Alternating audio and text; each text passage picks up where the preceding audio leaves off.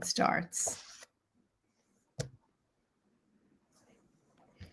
Hi, everybody. I'm Carol Kauffman, the founder of the Institute of Coaching with Margaret Moore and Susan David.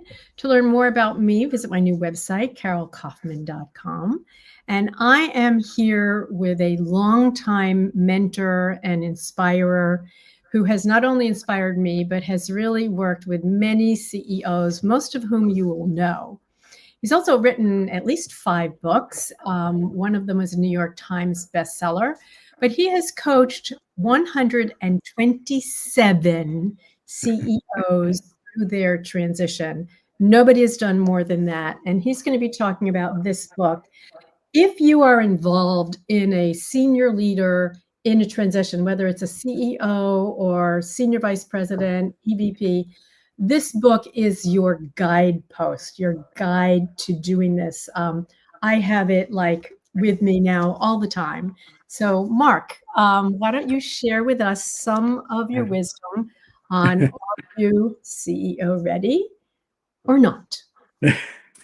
Thank you. Well, that actually, you've been a mentor to me over the years, Carol. Thank you so much for having me on this program. And thank you for sharing your wisdom with the world, because there's no one I know who has a clear head about what is needed to prepare yourself for those next levels of senior impact in an organization. And I've always looked to you and all the way back to your days at the Institute of Coaching as a founder there, and the work that you do for the greatest firms serving and recruiting those CEOs all over the world, like Egon Zehnder and so forth. So thank you, and congratulations on your award in the Hall of Fame at the Thinkers 50.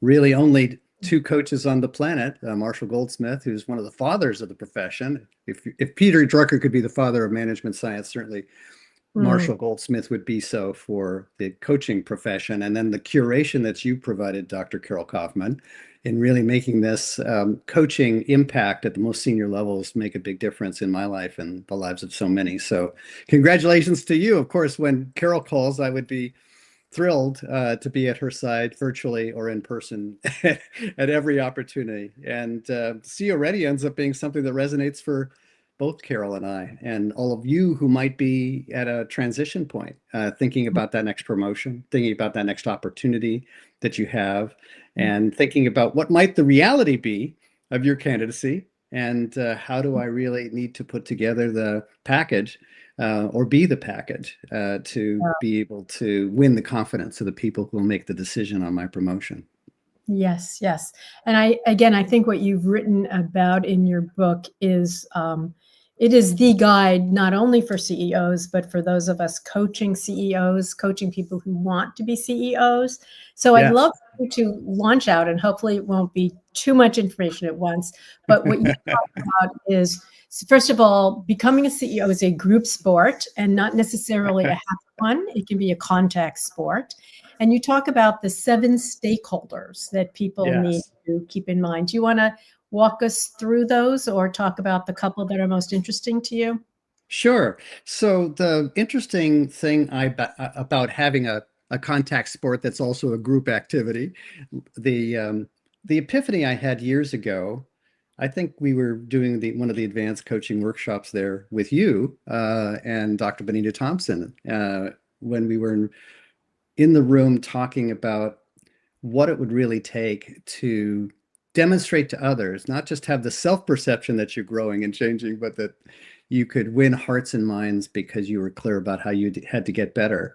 And we started having this conversation about all the stakeholders that are involved in making this decision, some of whom are influencers. One of the most vulnerable places is picking out someone among the group of elite athletes who are sitting at the round table of the C-suite, from whom the board of directors might be considering the selection process, and then deciding which of those peers becomes the chief without alienating the rest of the peers. So I've had board members say, we'd love to think about these 2 candidates. We also would love more if the next 10 didn't depart during the process of curating that selection process. So one of the stakeholders ends up being those peers.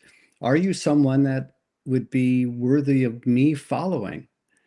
After Hmm. working so hard to become, let's say I've spent my career becoming CFO, and frankly, perhaps from any of the C-suite roles, it's the CFO who is the promoted the most often, but it could be another person, the COO or the president, who has all this experience running an operation of the company or a division or a product group. Yeah. And Yeah. so I'm CFO now.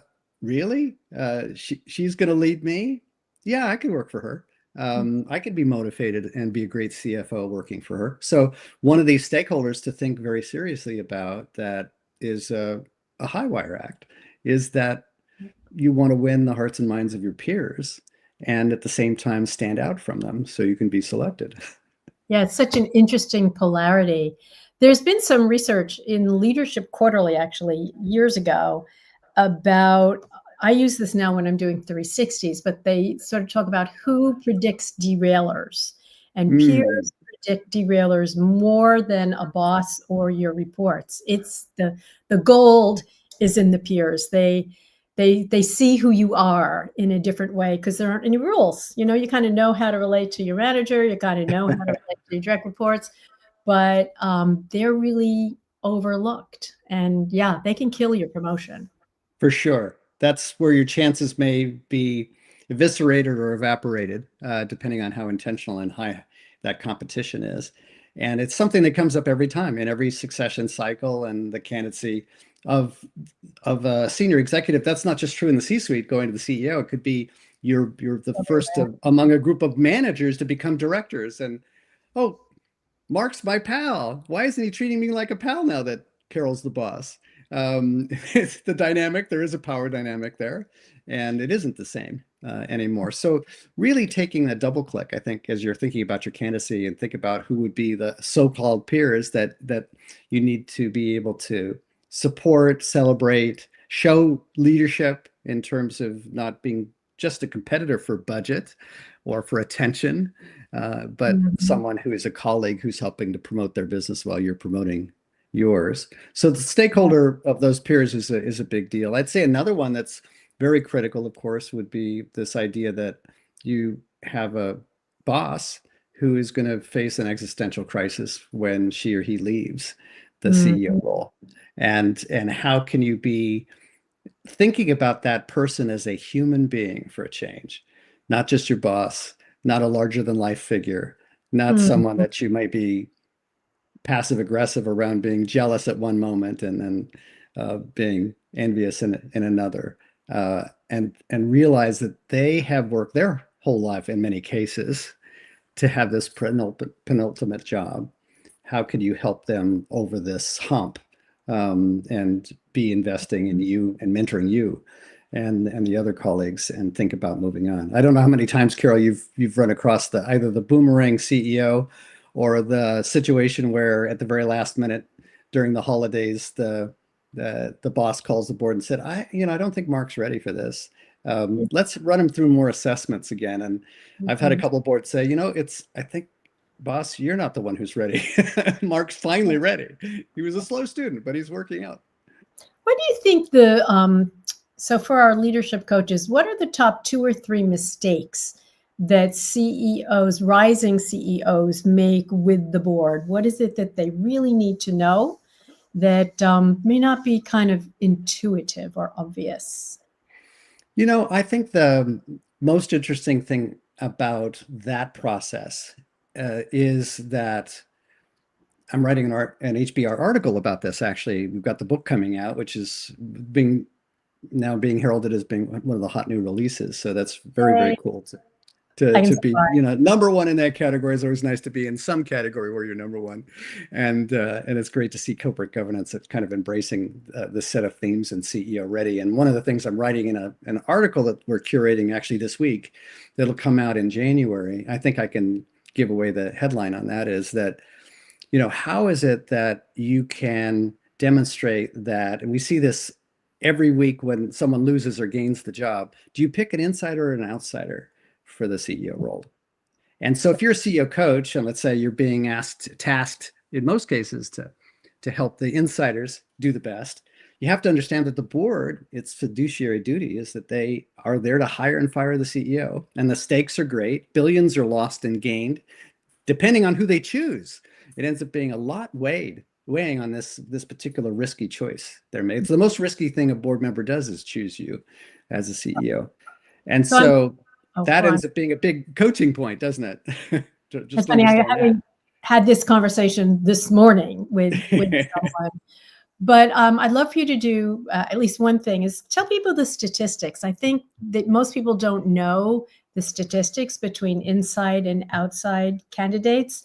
Yeah. And also, after that, I have another question for you. Okay. So the notion is that it's still 3/4 of the selection is from the insiders. And the reason is because the board justifies that that person has context that in the next few quarters they can hit the ground running. They know the players, they can act quickly. That's something that's part of the urgency of their governance role is they want you to be able to respond, fill in those shoes, those big shoes, or repair the problems that may have led to the departure of the boss, or fill in from a very successful tenure. That's almost harder to be not that last person, but to be you as you step into those new shoes. So they'd prefer really to have the insider, but they are required because of their fiduciary duty now to curate at least a set of candidates from inside and outside. And so one of the coaching moments that I hear from all of the recruiting and search experts in this area, and I've heard it personally myself, is if you're an insider, you need to show how you're an outsider, and if you're an outsider, you need to show how you can be an insider. And Oh, that's nice. right. Jim Citron at Spencer Stewart described it as you will never lose out talking to a board by framing the conversation by saying, ladies and gentlemen, we're at a crossroads. And Mhm. I'm the inside contender who can really make the biggest change because we need to transform. We need to retain what's best about the culture. We need to be able to engage the troops.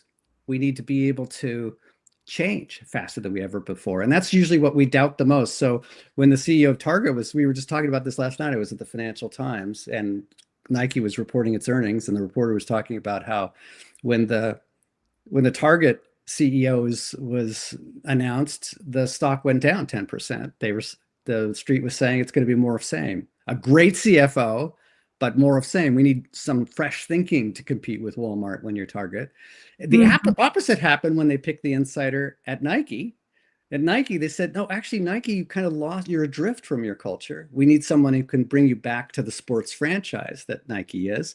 And so Mhm. we were delighted to have the insider be the person. So when you're coaching, understanding the context in which the board is making the riskiest decision of their careers in choosing you makes all the difference, whether you're an outsider or an insider. Well, interesting what you say about the riskiest decision of their careers, because the CEO I was talking to, who's also a major owner, which by the way is another stakeholder group you talk about in the book. But he said, well, yeah, we got to be careful that the board isn't just picking. I mean, their goal is to be on another board. So they can have a little bit of a conflict here because they're trying to pick the person that will make them look good.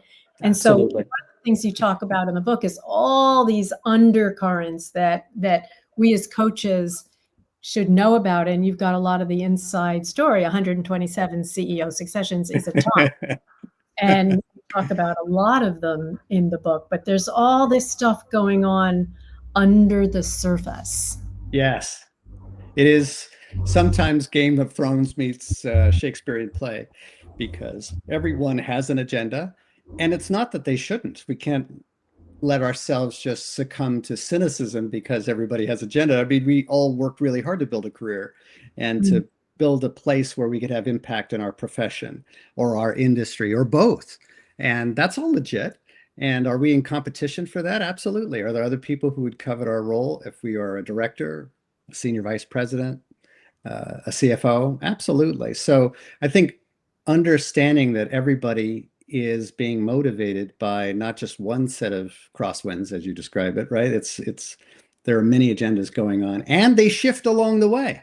So sometimes there could be an issue of, oh, well, they're starting to socialize some names from the outside that would help us stabilize our stock, we hope. Someone famous and cool from an industry who has really been able to deliver. And the hope is from that outsider that part of the shroud of mystery of that outsider would be the credibility they bring for change. And the question is, you know, Howard Schultz trying to bring in for on several tries a new CEO to Starbucks, and Hmm. having to even curated the last guy and not last, he didn't even last a year. Um, I think overestimating the mandate that he had from the boss, from the founder, and not winning the hearts and minds of the peers and the employees and the board of directors who were selecting and making that choice. So how embarrassing it is to be on boards when it's not working out in succession is an important thing to consider. Yeah, yeah. Sorry, there's all these stories now swirling in my head, but also, Yes, you've got a lot of them.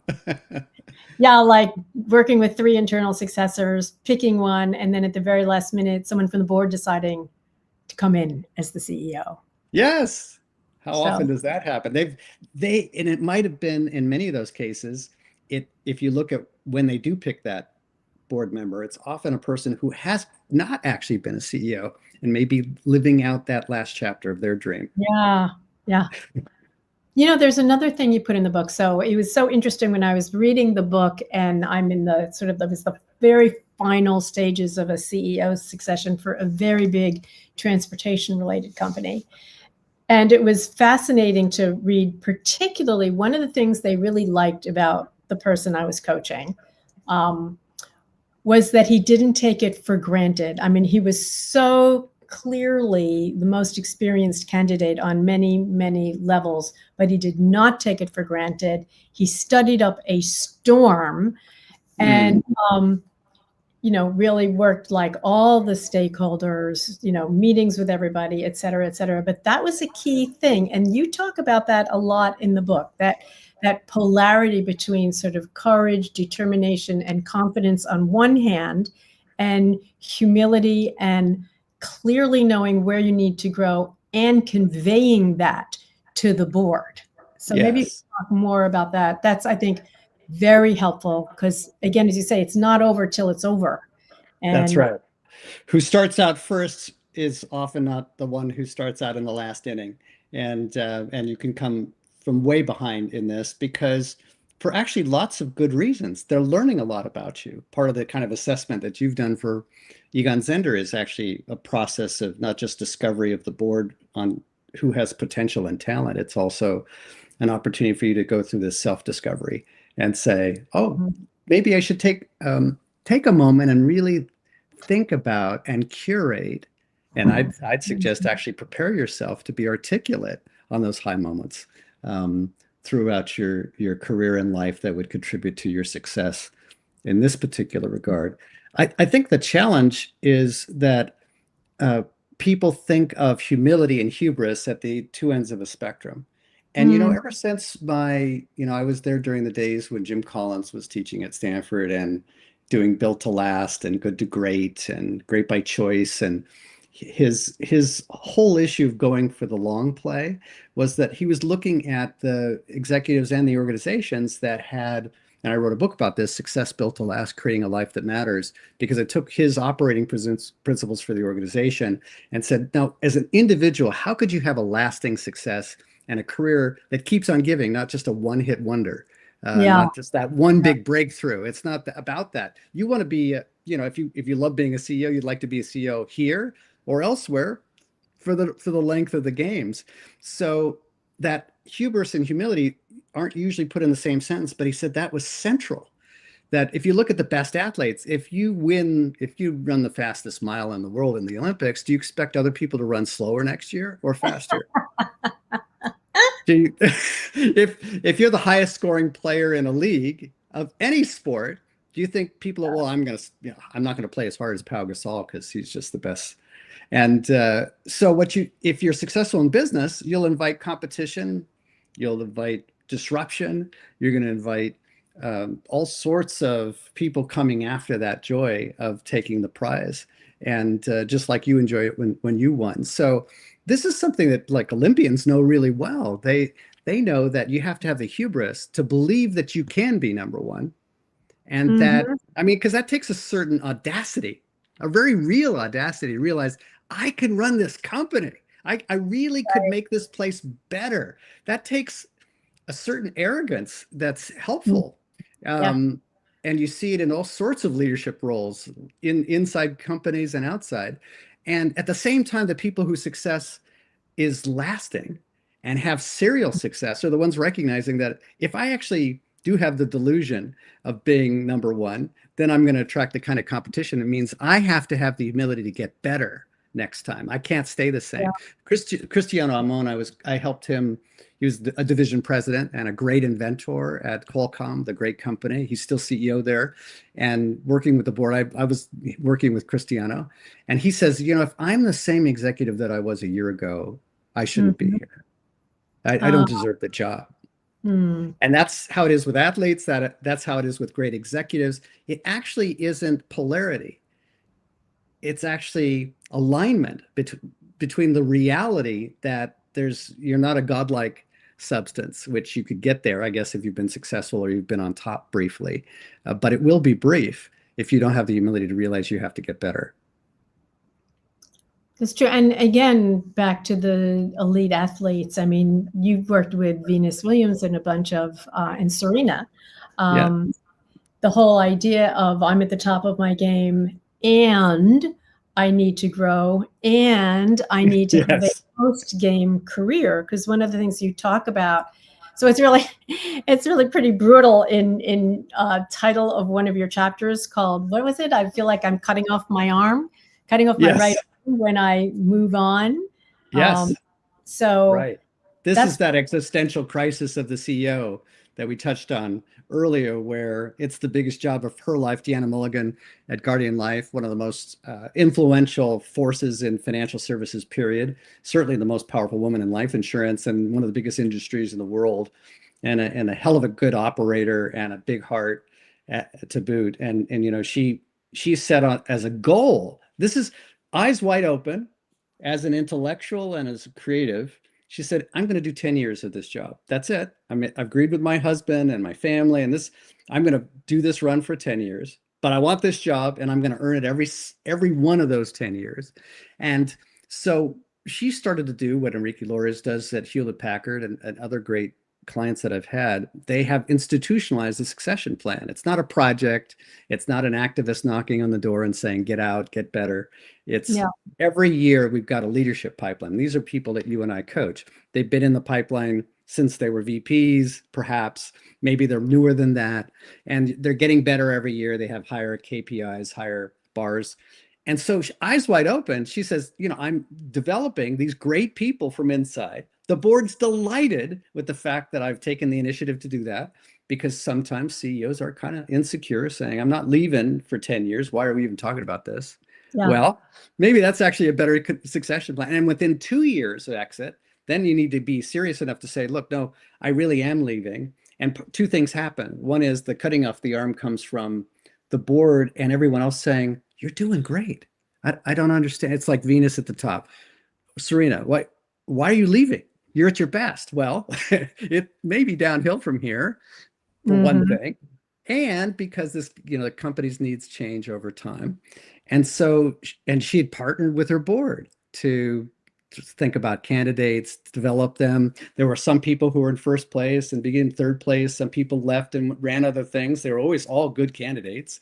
And when it finally came to the day, after all of this transparency and openness and realizations, this wasn't something that she realized would happen. She felt like the day that it happened, her arm was being cut off. That her identity, uh, as it would be for anyone who's high self-concept and high impact and a CEO, this was who she was, not just what she did. And yeah. so it's a profound, she had a profound epiphany about how it doesn't matter how much you prepare, you're still not ready for that transition the way it is. And that's got to affect a whole, and she's a grown up and she's a thought leader and an inspiration, and she did it with class. that doesn't always evoke a classy response from other powerful people. It's funny when you're talking, it's like giving birth. It's like you can think you know what it's like, but Yeah, like, hello, and then each CEO job is as different as any childbirth even. It's like it's right. its own experience. So one of the things that I've done for a bit, I don't even know if you know about this, is I've worked with a few elite athletes, Yes, mostly I think you mentioned it. Yes, yeah. football players. It's hilarious to these guys because like my first instructions, what's the difference between a running back and a cornerback? Um, but it helps that I'm not a football fan. But with It them, does. and well, it's true. It's hard to work if you're a fan, or you have to overcome your ego if you are also a fan. But what was really interesting to me is, so one of the things I say with my CEOs who are succeeding, it's like, here's some words I don't want to hear. I do not want to hear step back. I do not want to hear step down. I do not want to hear step aside. The only words I want to hear from you are step up. What do you do to step up, and what can you do on this world because you've been the CEO of a major company that you couldn't have done otherwise? And you say something very similar in the book. And what's been one of your best step up stories of some of the CEOs you've worked with? What are one that you like the most? Well, that's a wonderful framing because it feels to me when you ask me that question, when I tell people I've been to 100 countries and took my daughter to 42 of them, they always say, "What was your favorite?" Or when I am in New York and I live in Florida as well, they say, "Which do you like better?" It's like, no, it's a failure to choose on my part that leads me to live in multiple places and travel the world. Get over yourself. What's one that you think would be helpful for us to hear about? Sure. How's that? So, and this usually ends up being more reflection of, I guess, where I am when people ask me the question. Yeah. And Venus ends up being a remarkable one because, and it's particularly acute for celebrity athletes or people who've made a big difference and are highly visible in the world. And obviously identify with what they do because she'll talk about how no matter how she felt that day, she was getting on the freaking court. How sick she was, or how sore she was, or how Mm, pissed off she was stepping up and she was going to step onto the court. She had a moral obligation to herself, the team around her that supported her, and mm, she thought to the community of followers and influencers to show courage and to show some inspiration on and off the court. Fortunately, having a good character like that. And she also had kind of an amazing experience, as you've probably seen from the movie or read about, with her dad, where he was talking about mortgages and running businesses and financial engineering while the two girls were sitting in the back seat on the way to tennis practice. So mm. he was helping them start to be self-aware that you need to understand you're here for a season or a chapter in your life, and you're Yeah. not going to do this forever. So how are you going to graduate from this? And it ends up, as you coach with elite athletes, it ends up being a huge and horrible transition that many of them have to take because especially if they're in sports that are like tennis, where it's largely an individual sport. It's not a team sport.